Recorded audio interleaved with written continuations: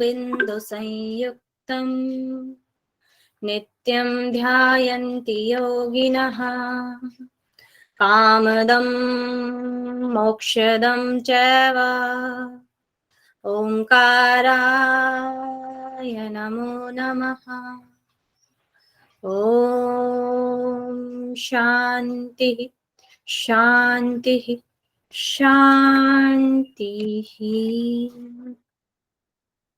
अपने दोनों हैंड्स को रब करेंगे, आंखें ढके और आ जाएं वापस। चलिए आप भी हम कर लेते हैं श्रीमद् भगवद गीता के हम कर लेते हैं। मेरी स्क्रीन दिखाई दे रही है ना सभी को? जी मैम। जी मैम।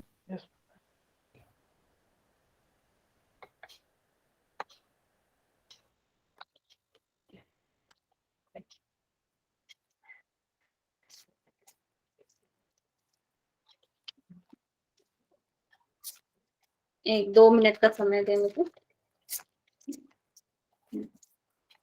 तो सबसे पहले हम भगवत गीता के बारे में देख लेते हैं। रचयिता इसके वेद व्यास हैं। काल इसका 400 ईस्वी पूर्व है। श्लोक इसमें 700 दिए गए हैं। पर्व इसमें भीष्म पर्व है। भीष्म पर्व का दिया हुआ है 23 से 40 तक पर्व तक। अध्याय इसमें 18 है। अलंकार 14 है। रूपक और उपमा अलंकार इसमें दिए गए। छंद इसमें 4 प्रकार के हैं और अनुष्टुप छंद में ये लिखा गया है। नेक्स्ट उसमें प्रस्थान त्रयी की बात मिलती है हमें, मोक्ष की तरफ गमन, और उसमें से एक जो हमारा भगवत गीता है प्रस्थान त्रयी में से एक इसका अंग है उपनिषद और भगवत गीता और ब्रह्म सूत्र। उपनिषद मतलब हो गया श्रुति प्रधान और भगवत गीता हो गया स्मृति प्रधान, मतलब सुने द्वारा जो हम चीज सुनते हैं उसके स्मृति जो याद करके की गई है वह आ जाती है भगवत गीता में। नेक्स्ट है ब्रह्म सूत्र और यह है न्याय प्रस्थान में। प्रस्थान त्रयी से भी हमारा कई बार क्वेश्चन आ जाता है। नेक्स्ट क्वेश्चन है ये सबसे बड़ा पर्व कौन सा है? शांति पर्व है। एक बार ये क्वेश्चन आ चुका है कि महाभारत का सबसे बड़ा पर्व कौन सा है, तो वो आपका हो जाएगा शांति पर्व। और इसमें सबसे ज्यादा श्लोक हैं शांति पर्व में, और शांति पर्व में ही विष्णु सहस्त्रनाम नाम भी, ये क्वेश्चन भी एक बार आ चुका है विष्णु सहस्त्र नाम वाला, तो विष्णु सहस्त्र नाम आपका शांति पर्व से लिया गया है। महाभारत का युद्ध समय और स्थान 18 दिन तक चला था महाभारत का युद्ध और कुरुक्षेत्र में था। भगवत गीता के अन्य नाम उपनिषद, ब्रह्म विद्या और योग शास्त्र हैं। नेक्स्ट योगेश्वर को शिव कहा है और योगीश्वर को आपको श्री कृष्ण कहा गया है। नेक्स्ट अध्याय 3 भागों में बांटी जाती है आपकी गीता। 1 से जो 6 अध्याय हैं उसको कर्म योग कहा गया है। 7 से जो 12 अध्याय हैं आपके भक्ति योग कहा गया है।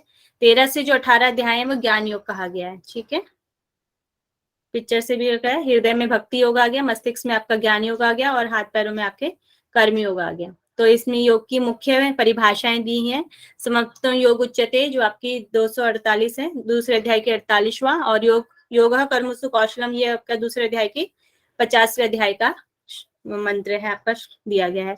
और तम विद्या दुख संयोगे वियोग वाला आपका 6ठे अध्याय का 23वां मंत्र है। फास्ट तो नहीं हो रहा, एक बार मुझे बता देंगे? थोड़ा स्लो कीजिए मैम, थोड़ा सा। मैम एक सवाल पूछो, अभी शुरू किया आपने? अभी किया है। हाँ मैं अभी ज्वाइन हूँ इसके। ठीक, नेक्स्ट हम इसकी ट्रिक देख लेते हैं। शॉर्ट ट्रिक हमारे जो एग्जाम में पूछी जाती है ज्यादातर। तो असांक, ज्ञाक, आज्ञा, अरावी, विभु, शेगु और पुदम श्रम है। ये आपके जो अध्यायों के नाम है, ये भी आपके सीक्वेंस से लगाने के लिए आ जाते हैं। तो ये शॉर्ट ट्रिक के साथ आप इसको कर सकते हैं। अ से हो जाएगा आपका अर्जुन विषाद योग, स से हो गया आपका सांख्य योग, क से हो गया आपका कर्म योग, ज्ञ से हो गया आपका ज्ञान कर्म संन्यास योग, क से हो गया आपका कर्म संन्यास योग, आ से आपका हो गया आत्म संयम योग, ज्ञा से हो गया आपका ज्ञान विज्ञान योग, अ से हो गया आपका अक्षर ब्रह्म योग, रा से हो गया आपका राज विद्या राजगुहा योग, वी से हो गया आपका विभूति योग, दूसरे वी से हो गया आपका विश्व रूप दर्शन योग, फिर क्षेत्र से हो गया क्षेत्र, भ से हो गया आपका भक्ति योग, श से हो गया क्षेत्र क्षेत्रज्ञ विभाग योग, गु से आपका हो गया गुणतय विभाग योग, पू से हो गया आपका पुरुषोत्तम योग। और इस तरीके से भी याद करें 15, और प से पुरुषोत्तम, प से 15, इस तरीके से भी याद कर सकते हैं पुरुषोत्तम विभाग योग। द से हो गया देवासुर संपदा योग, और श्रमो से श्र से हो गया आपका श्रद्धातय विभाग योग, और मौ से हो गया मोक्ष योग। सबसे लास्ट में हमारा आता है मोक्ष, तो ये हो गया आपका मोक्ष संन्यास योग। तो आप 4-5 तो पीछे के और 4-5 आगे के जरूर याद करें, और ये शॉर्ट ट्रिक के साथ आप इसको याद कर सकते हैं। नेक्स्ट ये यहाँ पे आपकी संख्या भी दी गई है कि इनमें कितने कितने आपके दिए गए हैं। श्लोक संख्या दी गई है आपकी 47, 72, 47, 42, 29, 74, 30, 28, इस तरीके संख्या आप देख लेंगे। नेक्स्ट आ जाता है आपका पहला अध्याय अर्जुन विषाद योग। जो आपका पहला अध्याय शुरू होता है अर्जुन विषाद योग से स्टार्ट होता है। इसमें 47 आपके श्लोक दिए गए हैं। महाभारत का युद्ध यहाँ से प्रारंभ होता है।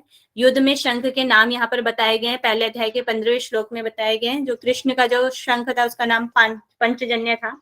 अर्जुन के शंख का नाम देवदत्त था। भीमसेन के शंख का नाम पौंड्र था, और युधिष्ठिर के शंख का नाम अनंत विजय, और नकुल के सुघोष, और सहदेव के मणिपुष्प था। अर्जुन के धनुष का नाम गांडीव है, और अर्जुन का इसमें शोक के बारे में है, और वर्ण संकर्षण का इसमें वर्णन मिलता है हमारे फर्स्ट अध्याय में। सेकेंड, युधिष्ठिर के शंख का क्या नाम दे रखा है? भीष्म, पौंड्र। युधिष्ठिर जी के युधिष्ठिर अनंत विजय।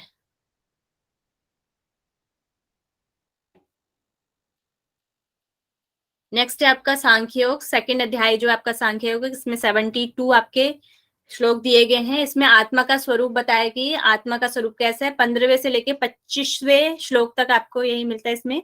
तो आत्मा कैसी अजन्मे है, नित्य है, सनातन है, पुरातन है, नाश रहित है, और अमर है, अवयव है। अवयव मतलब जो कभी बदले ना कोई इसे मार सकता है, ना ही जन्म लेती है, नए वस्त्र बदलते हैं, उसी तरह ये होती है। उसी की भांति ये आत्मा है। न छिद्यंती, ना इसको कोई छेद सकता है, ना शस्त्राणी, ना शस्त्र से इसको काट सकता है, ना दहिती, ना कोई जला सकता है, ना पावका, ना कोई इसको पावका मतलब कि गला सकता है, हो सकता है, ना क्लेद्यति।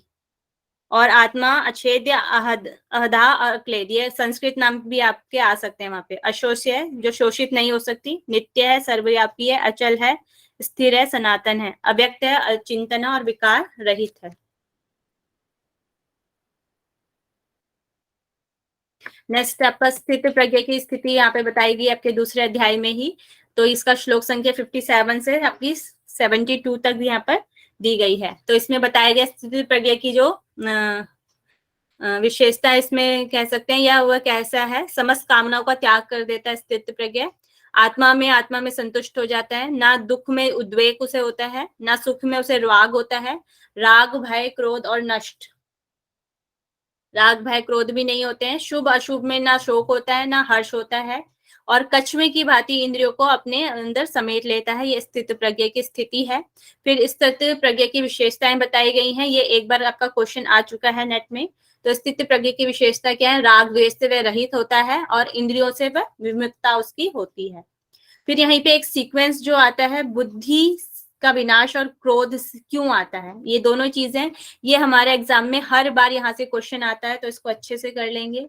कभी संस्कृत में पूछा जाता है और कभी आपका हिंदी। यहाँ पे हिंदी लिखा है, आप संस्कृत भी अच्छे से करके जाएं इस श्लोक का। तो सबसे पहले क्या होगा? विश्व का चिंतन। विश्व के चिंतन से क्या होगा? विश्व में आसक्ति आएगी। विश्व से आसक्ति से क्या होगा? कामना जागृत होगी। कामना से फिर वो क्रोध आएगा। क्रोध से फिर मोह बढ़ता है। मोह से जब हमारा फिर क्या होता है? स्मृति का नाश या बुद्धि का नाश हो जाता है। और फिर आपका आ जाता है पुरुष अपनी स्थिति से भी गिर जाता है। तो क्रोध क्यों आता है या बुद्धि का विनाश कैसे आ जाता है, ये उसका सीक्वेंस है। सीक्वेंस को अच्छे से लर्न कर लेंगे। अब यहाँ पे दिया है योगी पुरुष का दिन।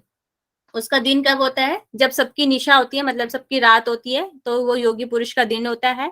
और योगी पुरुष की रात कब होती है? जब सभी जागते हैं। तो यहाँ पे उल्टा दिया गया है।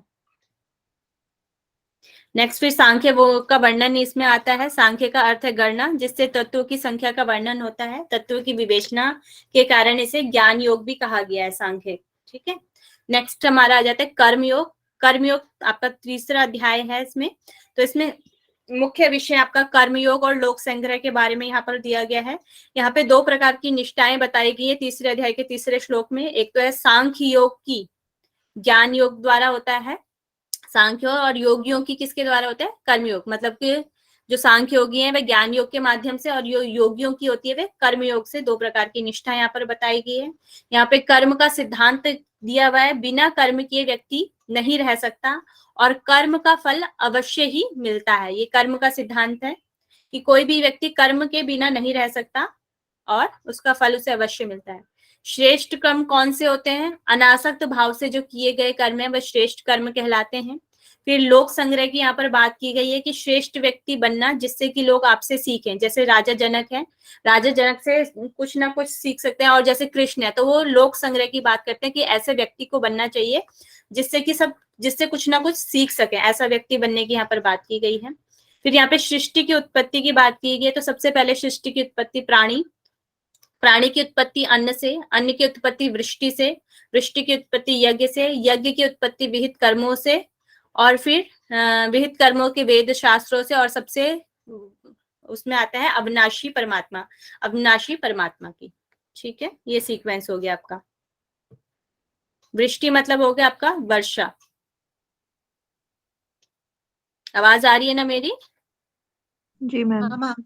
Yes ma'am. अब ठीक है ना? फास्ट तो नहीं हो रहा ज्यादा? हाँ हो रहा है?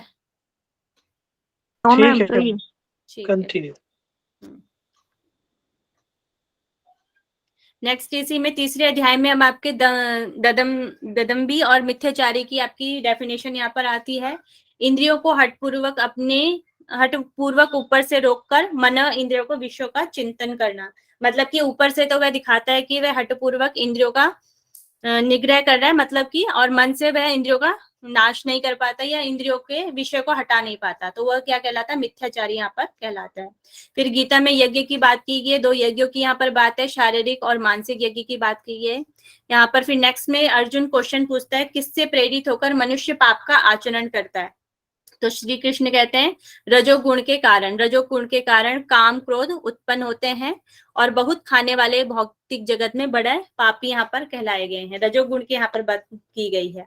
नेक्स्ट यहाँ पर एक और सीक्वेंस यहाँ पे आता है, आग से क्या ढक जाता है? धुएं। आग ढक जाता है धुएं से, और शीशा ढक जाता है धूल से, ज्ञान ढक जाता है काम से, और काम के वासस्थान बताए हुए हैं। काम के स्थान मतलब कि कहाँ उसका वास होता है? इंद्रियां, मन और बुद्धि, जो क्या करती है? जीवात्मा को जो मोहित करती है, इंद्रिया, मन व बुद्धि यहाँ पर बताया गया है। फिर यहाँ पे श्रेष्ठता का एक क्रम दिया गया है, शरीर से इंद्रियां, इंद्रियों से मन, मन से बुद्धि और बुद्धि से फिर आत्मा। नेक्स्ट क्वेश्चन आपका अध्याय आ जाता है 4th। इसमें ज्ञान कर्म संन्यास योग है इसका नाम, और यहाँ पर योग की परंपरा दी गई है। ये भी हमारे एग्जाम में बहुत बार पूछा जाता है। तो सबसे पहले यह ज्ञान कृष्ण ने सूर्य को दिया, सूर्य से मनु, जो सूर्य पुत्र है, मनु को दिया, मनु से इक्ष्वाकु के पास आया जो मनु के पुत्र हैं, और फिर राज ऋषियों के पास ये आया था। फिर नेक्स्ट में कर्म के प्रकार बताए गए। कर्म के 3 प्रकार यहाँ पर बताए गए, क्रिया के रूप में, गुण के रूप में और वर्ण के रूप में। क्रिया के रूप में आपके कर्म, विकर्म और अकर्म 3 प्रकार के हैं। कर्म मतलब हो गया जो आपके सकाम कर्म है, विकर्म हो गया जो आपके निषिद्ध कर्म है, जो कर्म नहीं करने चाहिए, और अकर्म है निष्काम कर्म, बिना आसक्ति के। फिर गुण के आधार पे 3 प्रकार के हो गए, सात्विक, राजसिक और तामसिक। सात्विक क्या होते हैं? निष्काम कर्म। राजसिक कैसे होते हैं? सकाम होते हैं, कामना के साथ जो होते हैं। और तामसिक निषिद्ध होते हैं, जो नहीं करने चाहिए। फिर वर्ण के आधार पे आपके हो गए, आपके 4 प्रकार के हो जाएंगे यहाँ पर। ब्राह्मण में यहाँ पे शम, दम, क्षमा, तप, शुद्धि और ज्ञान दिया गया है।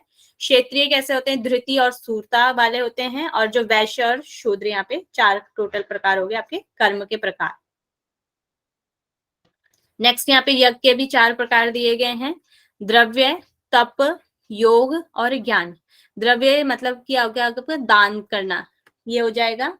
और जो ज्ञान बताया गया, ज्ञान को यहाँ पर श्रेष्ठ बताया गया है, सभी 4 यज्ञों में श्रेष्ठ है। और ज्ञान से हमें स्वाध्याय से हमें ज्ञान प्राप्ति होती है।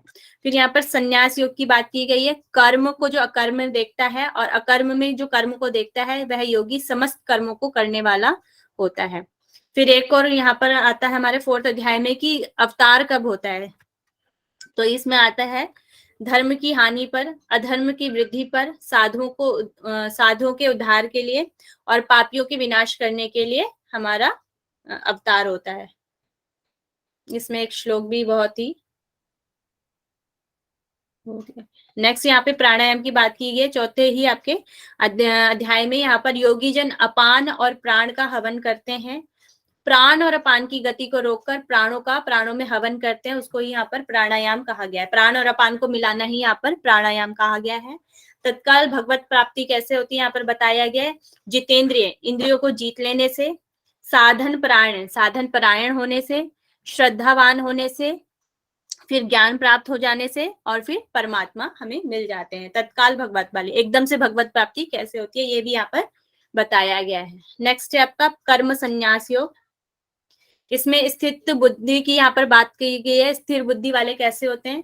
जो प्रिय से हर्षित ना हो, अप्रिय से उद्विग्न ना हो, स्थिर बुद्धि, संशय रहित हो, ब्रह्मवेता हो, ब्रह्म को जानने वाले हो, पुरुष एक ही भाव से नित्य होते हैं। ये स्थिर बुद्धि कैसी होनी चाहिए उसकी यहाँ पर बात बताई गई है। फिर यहाँ पे ध्यान की बात बताई गई कि ध्यान कैसे करना है। 12 विषयों भोगों का चिंतन ना करना। 12 विषय कौन से हैं? दो आपकी नाक, 2 कान, 2 आंख, 1 मुंह, गुदा, उपस्थ और 3 गुणों की यहाँ पर बात की गई। इन 12 विषयों का चिंतन ना करना, दृष्टि भूमध्य पे रखना, प्राण में अपान को सम करना, जिसकी इंद्रियां, मन, बुद्धि जिसने जीत ली है वह इच्छा, भय, क्रोध से रहित हो गया है। यहाँ पर ये ध्यान का वर्णन यहाँ पर दिया गया है। नेक्स्ट आपका आ जाता है आत्म संयम योग। यहाँ पे योगारूढ़ की बात की गई है। जिस समय ना इंद्रियों के भोगों में, ना आसक्त कर्मों में, सभी संकल्प त्याग दिए हैं, वह योगारूढ़ कहलाता है। यहाँ पर योगारूढ़ बताया गया है। जिस समय ना योगियों के भोग में, ना आसक्ति कर्मों में, और सभी संकल्प त्याग हैं, वह योगारूढ़ साधक यहाँ पर बताया गया है।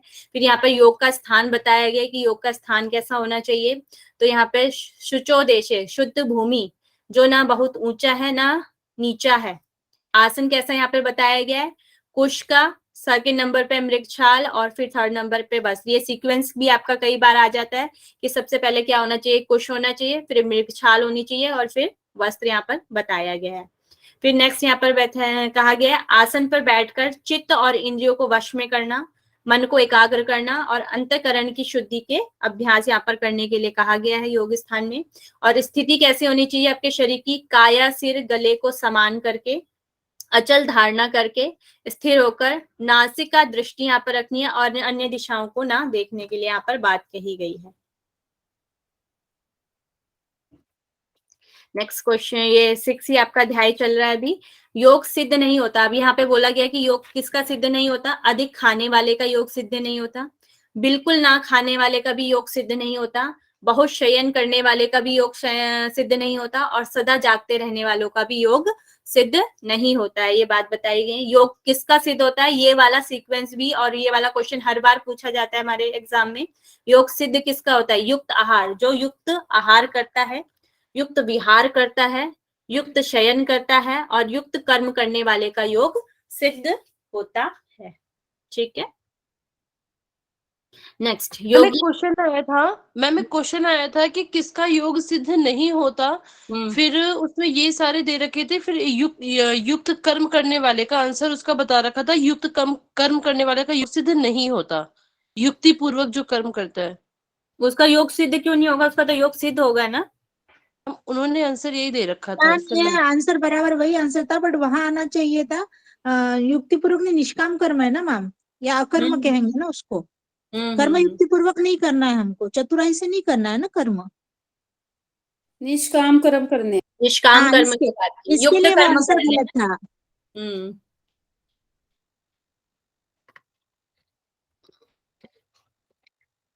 आगे बढ़े या कोई कुछ कहना चाहता है?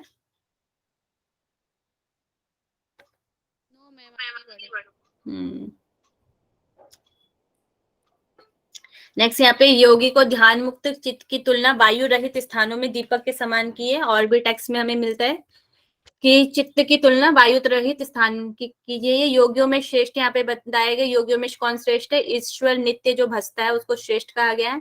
यहाँ पे मनोनिग्रह के साधन भी बताए गए, 2 साधन बताए गए, मन को नियंत्रित करने के, अभ्यास और वैराग्य। 6ठे अध्याय में बताए गए ये। नेक्स्ट है आपका 7th।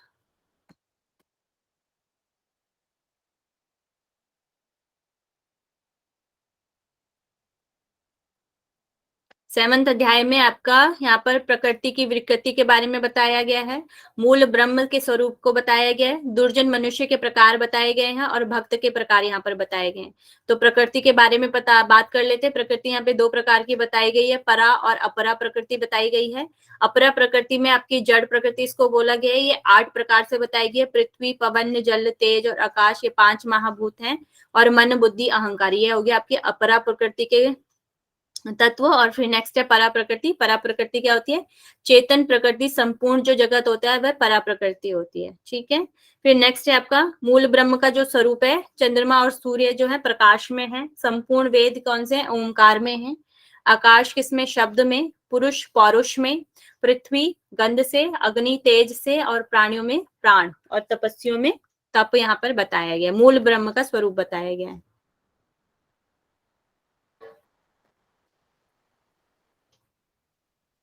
नेक्स्ट यहाँ पर दुर्जन मनुष्य के प्रकार बताए गए। दुर्जन मनुष्य कैसे होते हैं? पापी, श्रावण, ज्ञान माया से जिसने हर लिया है जिसके ज्ञान को, वे पापी, अधम और असुर बुद्धि वाले होते हैं।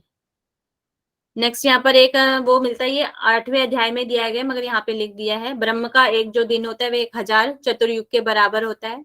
ब्रह्म की जो रात्रि होती है 1000 चतुर्युग के बराबर होती है, और ब्रह्म के जो 24 घंटे हैं वो 2000 चतुर्युग के होते हैं। मगर जो भक्त के प्रकार हैं आपके 7वें अध्याय में दिए गए हैं। आर्त भक्त, जिज्ञासु, अर्थार्थी और ज्ञानी। आर्त भक्त कौन से होते हैं? दुख के समय जो याद करते हैं।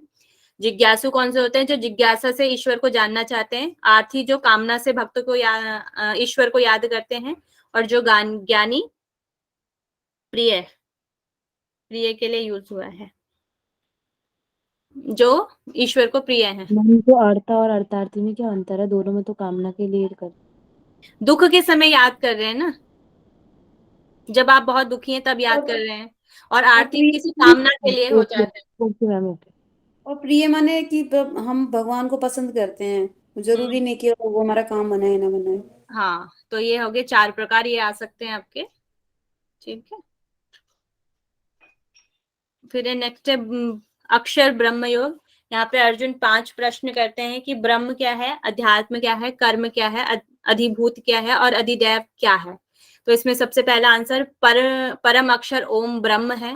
अध्यात्म आपकी जीवात्मा यहाँ पर बताई गई। कर्म यहाँ पर भाव जो त्याग है उसको बताया गया है।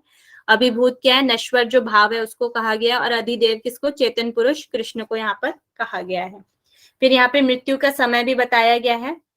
मृत्यु के समय 2 मार्ग यहाँ पर बताए गए, एक देवयान होता है और एक आपका पितृयान होता है। ये शुक्ल होता है और ये कृष्ण। शुक्ल में आपका उत्तरायण आ जाता है, ये मुक्तिदायक होता है और ये ब्रह्म की प्राप्ति इसमें होती है देवयान में। और जो पितृयान है ये कृष्ण पक्ष होता है, यहाँ पे दक्षिणायन आपका होता है। और पुनर्जन्म, पितृयान में पुनर्जन्म आप दोबारा करते हैं, और चंद्र लोग यहाँ पर इसका बताया गया है। तो योगी पुरुष को वेदों में पढ़ने को पढ़ने का पता नहीं, यहाँ पर भी मुझे समझ नहीं आ रहा। यज्ञ तप और दान करने के लिए यहाँ पर कहा गया है, वह सनातन परम पद को प्राप्त होता है, ऐसा बताया गया है, जो यज्ञ तप और दान करता है।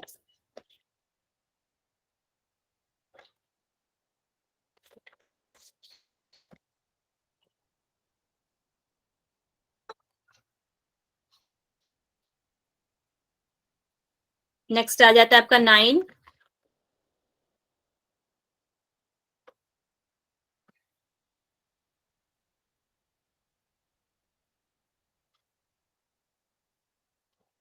राज विद्या राजगुहा योग। इसमें बताया है ईश्वर अपनी श्रेष्ठता को बता रहे हैं इसमें। इस संपूर्ण जगत का जो ध्याता है और कर्मों का फल देने वाला पितामह है, माता पितामह और जानने योग्य पवित्र ओमकार ऋग्वेद, सामवेद और यजुर्वेद में ही यहाँ पर बताया गया है। जो मुझे समर्पित भाव से भजते हैं उसके धन संपत्ति और उनकी रक्षा स्वयं ईश्वर करते हैं। यहाँ पर योगक्षेम की भी बात आती है। योगक्षेम मतलब क्या होता है? नई वस्तुओं की प्राप्ति और प्राप्त हो चुकी वस्तुओं की जो रक्षा करते हैं वो यहाँ पे कहते हैं, कृष्ण कहते हैं मैं ही करता हूं। तो ये योगक्षेम आपका हो जाता है। नेक्स्ट है आपका 10वां विभूति योग। यहाँ पे बहुत सारी विभूतियां बताई गई हैं कि किसमें मैं हूँ। वेदों में सामवेद मैं हूँ, पर्वतों में सुमेरु मैं हूँ, स्थिरता में हिमालय मैं हूँ, सिद्धों में कपिल मुनि मैं हूँ, शासन में यमराज मैं हूँ, शास्त्रों में शस्त्रधारियों में राम मैं हूँ, और आपका यज्ञों में जप मैं हूँ, वृक्षों में पीपल मैं हूँ, घोड़ों में उच्चश्वा मैं हूँ, दैत्यों में प्रहलाद मैं हूँ, अक्षरों में ओमकार मैं हूँ, स्त्रियों में कीर्ति, धृति, वॉक, स्मृति और मेधा मैं हूँ, और गुप्त में मौन मैं हूँ। यहाँ पे कुछ इंपॉर्टेंट ही लिखे हैं, बहुत सारे नहीं लिखे हैं, वहां पे बहुत सारे दिए गए हैं आपके। नेक्स्ट है विश्व दर्शन रूप। यहाँ पर 11th जो अध्याय है इसमें हमें विश्व दर्शन रूप होता है, इसमें विराट स्वरूप का दर्शन होता है। और यहाँ पर चतुर्भुज, बाद में चतुर्भुज दर्शन भी होते हैं जिसमें शंख, चक्र, गदा और पदम का फूल, कमल का फूल यहाँ पर बताया गया। और फिर लास्ट में, सबसे लास्ट में 2 भुजाओं वाले रूप का भी हमें वर्णन मिलता है। नेक्स्ट है आपका भक्ति योग। यहाँ पे भक्ति योग के बारे में बताया गया। 12वें अध्याय में कृष्ण ने भक्ति के सकार को श्रेष्ठ यहाँ पर बताया गया है, सकार रूप से भक्ति करने के लिए श्रेष्ठ बताया गया है। श्लोक के छठे श्लोक में बोला है, सारे कार्य मुझ में अर्पण करते हुए सगुण रूप से परमेश्वर की भक्ति से निरंतर चिंतन करने से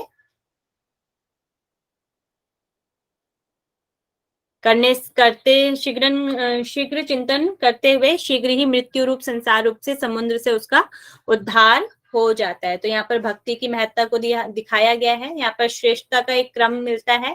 सबसे पहले अभ्यास, अभ्यास से हमें ज्ञान की प्राप्ति होगी, ज्ञान से परमेश्वर स्वरूप मतलब कि ध्यान की प्राप्ति होगी, और ध्यान से हमारा क्या होगा, कर्म फल का त्याग हो जाएगा, मन शांत और परम शांति की प्राप्ति होगी। सबसे पहले अभ्यास, अभ्यास के बाद ज्ञान, ज्ञान के बाद ध्यान, और ध्यान के बाद त्याग यहाँ पर बताया गया है। फिर यहाँ पर श्रेष्ठ भक्त की विशेषताएं भी बताई गई हैं आपके 12वें अध्याय में। तो द्वेष भाव से जो रहित हो, प्रेमी हो, दयालु हो, ममता से रहित हो, अहंकार रहित हो, सुख व दुख में सम हो, क्षमावान हो, अभयवान हो, अगर बताना मैम एक बार। अभ्यास से ज्ञान, ज्ञान से परमेश्वर स्वरूप ध्यान, और ध्यान से कर्म फल का त्याग से ही मन को परम शांति प्राप्त होती है। Okay ma'am, thank you. श्रेष्ठ भक्त की विशेषताएं चल रही थी। और जो अहंकार से रहित हो, सुख दुख में सम हो, क्षमावान हो, अभयवान हो, संतुष्ट हो, मन इंद्रियां और से संयमित, दृढ़ निश्चयी हो, शत्रु मित्र और मान अपमान में सम हो, सर्दी गर्मी दुख सुख द्वंद्व में सम हो, आसक्ति रहित हो, निंदा स्तुति समान, मननशील, ममता आसक्ति से रहित हो, ऐसा ही भक्त कृष्ण को प्रिय यहाँ पर बताया गया है। नेक्स्ट यहाँ पर आपका आ जाता है 13 क्षेत्र क्षेत्रज्ञ विभाग योग आता है। इसमें अर्जुन 6 प्रश्न पूछते हैं यहाँ पर। तो ये प्रकृति क्या है, पुरुष क्या है, क्षेत्र क्या है, क्षेत्रज्ञ क्या है, ज्ञान क्या है और ज्ञेय क्या है। यहाँ पे 6 क्वेश्चन पूछे हैं। तो यहाँ पर क्षेत्र और क्षेत्रज्ञ आ गया है। तो क्षेत्र मतलब आपका शरीर हो गया, और क्षेत्रज्ञ शरीर को जानने वाला यहाँ पर बताया गया है। तो यहाँ पर आपके तत्व 24 तत्व आ जाते हैं क्षेत्र में। तो यहाँ पे 5 महाभूत, अहंकार, बुद्धि, मूल प्रकृति, 10 इंद्रियां, 1 मन, 5 इंद्रियों के विषय यहाँ पर आ जाते हैं। ठीक है, इच्छा, द्वेष, सुख दुख, स्थूल देह का पिंड की रचना, ये आपकी धृति, ये सब आपकी किस में आ जाते हैं, प्रकृति के। यहाँ पे 24 तत्व बताए गए क्षेत्र में। फिर आ जाता है आपका क्षेत्रज्ञ। क्षेत्रज्ञ मतलब शरीर को जानने वाला कौन है, यहाँ पे पुरुष है। ये कैसा है, सब ओर से हाथ पैर वाला है, सब ओर से नेत्र वाला है, सिर वाला है, मुख वाला है, और सब और से कान वाला यहाँ पर बताया गया है। इंद्रियों के विषयों को जानने वाला है, इंद्रियों से रहित है, आसक्ति रहित यहाँ पर बताया गया है, और आसक्ति रहित होने पर भी सबका भरण पोषण करने वाला इसे बताया गया है। निर्गुण होने पर भी गुणों वाला इसे बताया गया है, और भूतों में बाहर और भीतर यहाँ पर बताया गया है, मनुष्यों में से। क्षेत्रज्ञ की अब विशेषताएं बताई गई हैं। ये चर और अचर, सूक्ष्म, अविज्ञ है, समीप में है, दूर में है, विष्णु रूप में धारण पोषण करने वाला है, रुद्र रूप में संहार करने वाला है, और ब्रह्म रूप में उत्पन्न करने वाला यहाँ पर बताया गया है। फिर आगे ज्ञान के बारे में बताया गया। ज्ञान क्या है, अध्यात्म जो ज्ञान है, तत्व ज्ञान, परमात्मा को देखने ही यहाँ पर ज्ञान बताया गया है। अज्ञान क्या है, अध्यात्म ज्ञान, तत्व ज्ञान के विपरीत जो ज्ञान होता है वह अज्ञान कहलाता है। फिर ज्ञेय क्या है, परमात्मा और आसक्ति रहित जो गुणातीत है वह यहाँ पे ज्ञेय बताया गया, और ये अध्यात्म ज्ञान है। नेक्स्ट आता है आपका चतुर्थ। इसमें गुणतय विभाग होता है। इसमें 3 गुणों के बारे में चर्चा हुई है कि प्रकृति के गुण उत्पन्न होने वाले 3 गुण हैं, जैसे सत्व, रज, तम। तो इसका गुण क्या है, सत्व का गुण क्या है, निर्मल है, प्रकाश है, अविकारी है। रज में क्या है, राग है, तृष्णा है, कर्म प्रसंग, कामना और आसक्ति है। और तम में क्या आता है आपका, अज्ञान आता है। उत्पन्न क्या होता है इससे, सत्व से हमारा ज्ञान उत्पन्न होगा, रज से हमारा लोभ उत्पन्न होगा, और तम से हमारा मोह, प्रमाद और अज्ञान यहाँ पर आपका उत्पन्न होगा। यहाँ से क्वेश्चन आ चुका है एक बार। नेक्स्ट, सत्व का फल क्या होगा? सुख प्राप्त होगा, ज्ञान प्राप्त होगा और वैराग्य प्राप्त होगा। रज से हमारे दुख की प्राप्ति होगी और तम से हमारे अज्ञान की प्राप्ति होगी। बांधता किसमें है? जो सत्व तत्व है सुख में बांधता है, और जो हमारा रज गुण है वह सकाम कर्मों में बांधता है, और जो तम है वो ज्ञान को ढक लेता है और मोह, आलस्य और निद्रा में बांधता है। और मृत्यु होने पर क्या होता है? मृत्यु होने पर सत्व गुण से में क्या होता है? दिव्य स्वर्ग आदि लोगों की प्राप्ति होती है। ज्ञानी लोगों के बीच हमारा जन्म होता है, मतलब कि स्वर्ग में हमारा जन्म हो सकता है। और स्वर्ग मतलब कि स्वर्ग की जो प्राप्ति होती है, स्वर्ग जैसा जो होता है वहां पर हमारे सत्व तत्व होता है। फिर आपका आ जाता है रजोगुण। रजोगुण मतलब मृत्यु लोक में आपका जन्म होगा। कर्मों की आसक्ति वाले मनुष्य में उत्पन्न होते हैं आप, और सकाम लोगों के बीच में आपका जन्म होता है। नेक्स्ट जो आपका होता है तमोगुण। तमोगुण में कीट, पशु और मूढ़ योनियों में जन्म होता है, और अधोगति यहाँ पर होती है। नेक्स्ट आपका आ जाता है सत्व तम को बढ़ाने वाले गुणों को बढ़ाने। सत्व तम को बढ़ाने के लिए देह में, अंतकरण में, इंद्रियों में, चेतन में विवेक शक्ति उत्पन्न होती है सत्व गुण से। रज से लोभ प्रवृत्ति, स्वार्थ बुद्धि, सकाम भाव, अशांति और विषयों के भोग में लालसा जागृत होती है। और तम गुण के बढ़ने से अंतकरण में, इंद्रियों में अप्रकाश, कर्तव्य कर्मों में अप्रवृत्ति, प्रमाद, व्यर्थ चेष्टा, निद्रा और अंतकरण में मोहवृत्तियां होती हैं। और गीता के अनुसार मोक्ष की प्राप्ति होती है, और तीनों गुणों के अतीत होने पर, गुणों पे अतीत हो जाना, गीता के अनुसार मोक्ष की प्राप्ति होती है तीनों गुणों के अतीत हो जाने पर। गुणातीत की जो अवस्था है तब मोक्ष की प्राप्ति हो जाती है। नेक्स्ट 15वें अध्याय में हमारे पुरुषोत्तम योग, यहाँ पर एक अश्वत्थ वृक्ष की बात की गई है। अश्वत्थ हो गया आपका पीपल का वृक्ष, तो संसार रूपी को अश्वत्थ रूपी वृक्ष का वर्णन यहाँ पर किया गया है। यहाँ पे ये उल्टा वृक्ष है, इसकी जड़ें ऊपर की ओर हैं, और जो इसका शाखा है वो नीचे की ओर यहाँ पर बताई गई हैं। शाखाएं नीचे की ओर जा रही हैं, विभिन्न योनियां। तो यहाँ पे जो इसकी जड़ें हैं वे आकाश है, जो इसकी शाखाएं वे योनियां हैं, जो इसकी पत्तियां हैं वे वेद हैं, जो शाखाएं हैं वह नीचे की ओर यहाँ पर बताई गई हैं। जो टहनियां हैं ये इंद्रियां, विषयों और शब्द, रूप, रस, गंध, स्पर्श यहाँ पर बताई गई हैं, जो इंद्रियों के विषय यहाँ पर बताए गए हैं। और इस वृक्ष का भरण पोषण कैसे होता है? सत्व, रज, तम जो 3 गुण हैं, इनसे इनका वृक्ष का यहाँ पर पोषण बताया गया है। वास्तविक रूप से वृक्ष को नहीं जान सकते, जैसे भगवान को नहीं जाना जा सकता। इसका ना आदि, ना अंत है, ना आधार है, ना स्थिति। इसी तरह इस वृक्ष को भी नहीं जाना जा सकता। फिर आगे कहते हैं इस पीपल वृक्ष संसार रूपी को किसके द्वारा काटा जा सकता है? तो इसको वैराग्य से काटा जा सकता है, इस पीपल रूपी वृक्ष को। नेक्स्ट यहाँ पे 2 प्रकार की जीव की बात की गई है, शर और अचित्य या अक्षर। तो जो शर होता है वह नाशवान होता है, भौतिक जगत होता है। फिर अच्युत्य कैसा है? अविनाशी है, आध्यात्मिक है और जगत है। फिर यहाँ पर वैश्वानर अग्नि का वर्णन मिलता है हमें 15वें अध्याय में। तो वैश्वानर अग्नि प्राण और अपान से जो युक्त अग्नि है उसको यहाँ पर वैश्वानर अग्नि बोला गया है। वैश्वानर अग्नि के यहाँ पे 4 प्रकार बताए गए हैं, जो अन्न को पचाते हैं। चर्व्य, पेय, लेह और चोष्य, चबाने वाले। पेय मतलब पीने वाले, लेह मतलब निगलने वाले, चोष्य मतलब चूसने वाले। ऐसा ही वर्णन हमें शिव संहिता में भी मिला था।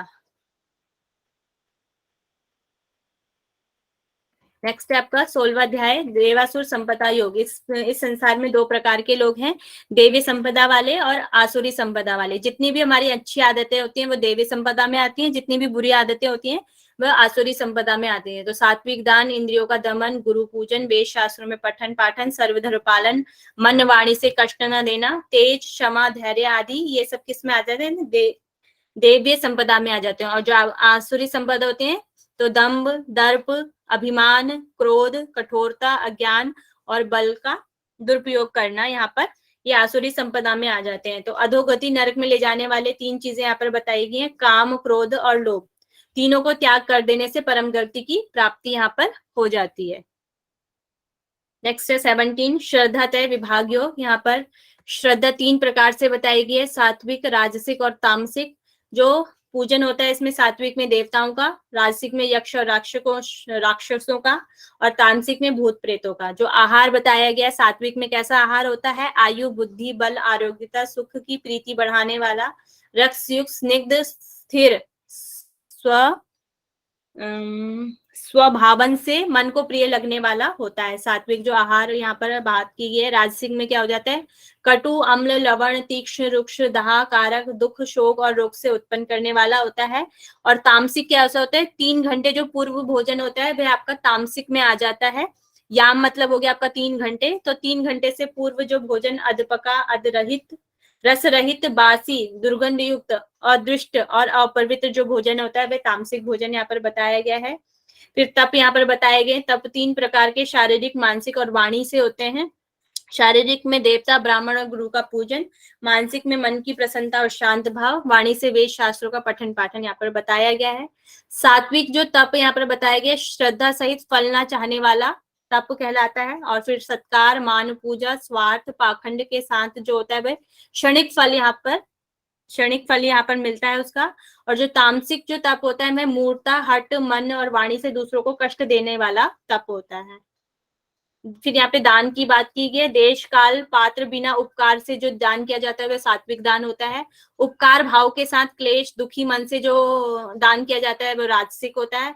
बिना देश, काल, सुपात्र के दे जो सत्कार तिरस्कार पूर्वक जो किया जाता है वह आपका तामसिक होता है। तो यहाँ पर यज्ञ की बात की गई है, फल की आशा के बिना और शास्त्र विधि से शांत मन से जो किया जाता है वह सात्विक होता है। जो सत्कार व मान के लिए किया जाता है, दंभ के लिए किया जाता है वह राजसिक होता है। जो मूर्ता और खुद को कष्ट देके जो यज्ञ किया जाता है वह तामसिक होता है। फिर यहाँ पर मोक्ष सबसे लास्ट है आपका, मोक्ष संन्यास योग यहाँ पर बताया गया है। तो यहाँ पे संन्यास के 2 प्रकार, भौतिक और विचार कुशल यहाँ पर बताया गया है। इच्छाओं का त्याग मतलब कि काम्य कर्मों का, और विचार कुशल में कर्मों की त्याग ही यहाँ पर संन्यास बताया गया है। त्यागने योग्य कौन सी चीजें नहीं यहाँ पर बताई गई हैं, यज्ञ, दान और तप को हमने त्यागना नहीं चाहिए। यहाँ पर त्याग भी 3 प्रकार के बताए गए हैं, सात्विक, राजसिक और तामसिक। कर्मों हेतु यहाँ पर 5 चीजें बताई गई हैं, शरीर, कर्ता, साधन, चेष्टाएं और देव, ये सभी यहाँ पर बताई गई हैं। और कर्मों को प्रेरणा देने वाला ज्ञाता, ज्ञान, ज्ञेय है। कर्म का संग्रह, कर्ता, करण, क्रिया यहाँ पर बताया गया है। 3 प्रकार के ज्ञान कर्ता बताए गए हैं यहाँ पे। और 4 वर्णों का भी हमें वर्णन मिलता है 18वें अध्याय में, ब्राह्मण, क्षत्रिय, वैश्य और शूद्र। तो ये आपके हो गया Shrimad Bhagavad Gita complete.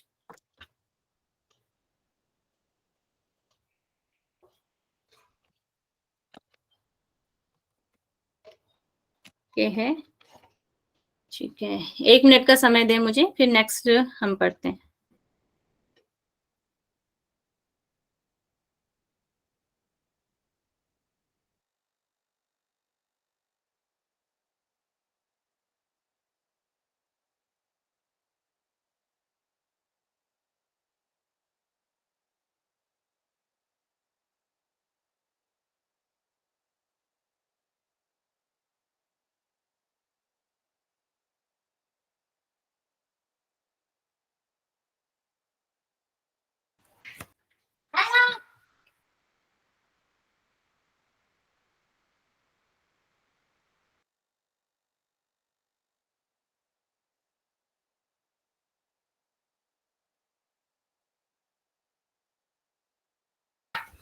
Hello guys,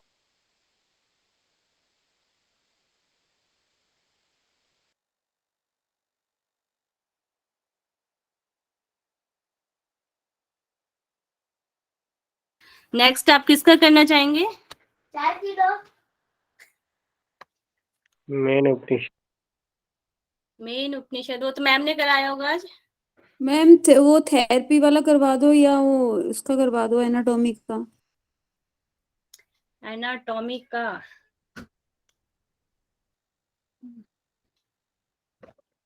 anatomy का तो पॉसिबल नहीं हो पाएगा शायद।